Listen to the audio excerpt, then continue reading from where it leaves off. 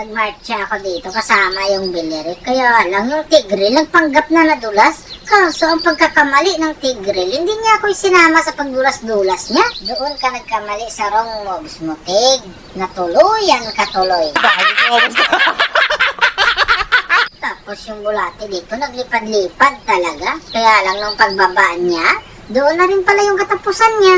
Tapos yung Goshen dito mga doy, grabe yung galawan niya oh. Nahihilo talaga ako sa ginagawa niya.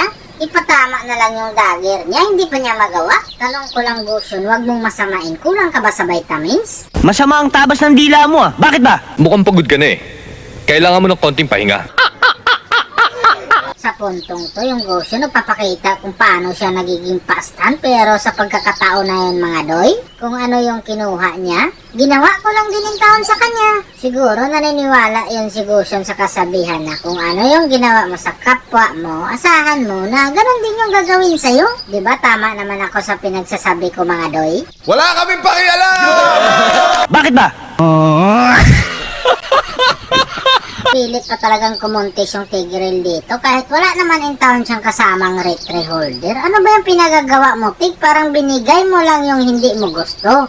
Wala ka nang magagawa, Tig. Kahit anong gagawin mo, Tig, kukunin talaga kita. Grabe ka naman, Tigreal. Pinahiya mo naman ako. Hindi ka man marunong makisama.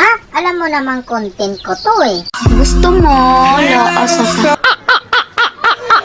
Dito sa pangalawang pagong, wala naman silang retry holder pero nagbaka sakali din talaga yung Bigsana na makuha niya. Pero ang sinabi ko lang kay Bigsana, in yung dreams doy. Naku po, andito pala yung bulate tapos sinundan pa ng Tigreal na nadulas na naman mga doy. Kaya lang yung ginawa niya, hanggang dulas lang talaga. Ano ba naman yan, Tig? Mag-inerbon ka kaya, puro dulas na lang yung ginawa mo. Sa puntong to, yung bulati, naglipad-lipad na naman yung tawon siya mga doy. Kaya ang ginawa ko dito, at dahil maliit na lang yung kahintang niya, papasukin natin yan. Kailangan ko talagang purgahin to mga doy para maging bulati lang talaga siya. Kasi para hindi siya magiging dragon.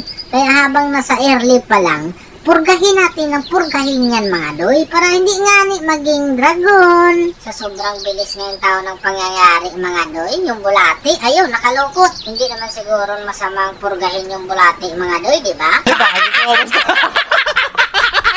Kayo na lang magpaliwanag mga doy kung paano nangyari kay Goshen dito. Bakit nabigyan ko siya ng discount dito oh? Kita mo, lumabas na ako dyan pero bakit? Anong nangyari doon kay Goshen mga doy? Iniwan ko naman siyang may natitira pang pag-asa. Patulong naman mga doy, baka alam nyo. Napakagaling ng sit ng Tigreal dito. Kalain mo naman, isinamit talaga niya ako. Kaya ang nangyari yung taon dito kay Bigsana mga doy, napuruhan ko talaga yung taon siya.